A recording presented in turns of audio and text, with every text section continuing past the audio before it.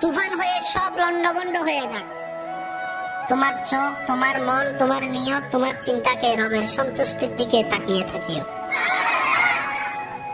রব যদি তোমাকে দিয়ে খুশি হয়, তুমি পেয়ে খুশি হও। রব যদি তোমার থেকে নিয়ে খুশি হয়, তুমি দিয়ে খুশি হও, হারিয়ে খুশি হও।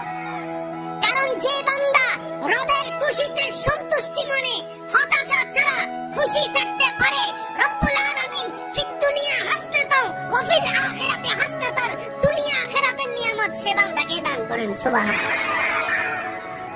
যে হাউতাস বেশি করে তার কাছে হারানোর সম্ভাবনা বেশি। যে শুকরিয়া বেশি করে, ধৈর্য ধরে অপেক্ষা বেশি করে, নিয়ামত তার কাছে আসবেই বেশি। এটাই চিরন্তন বাস্তব সত্য। চিৎকার দিয়ে বলেন সুবহানাল্লাহ।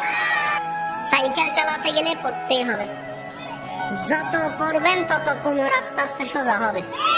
কারণ সাইকেল, মোটরসাইকেল চালানোর মেইন শর্তের মধ্যে একটা শর্ত হচ্ছে কোমর কি রাখা, স্থির রাখা, সোজা রাখা। যারা পড়ে যায় তারা দেখবেন কোমর যদি নড়াচড়া করে ব্যালেন্স নষ্ট হয়ে যায়। যত পড়বেন ব্যথা পাবেন।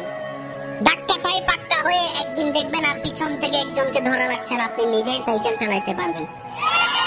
সাঁতার শিখার আগে পানি খাইতেই, জোরে বলেন, একদম জোর করে খাইতে না চাইলো, এক ফোঁটা হইল পানি খাবেন, সাঁতার শিখবেন। একটু জোরে বলেন না।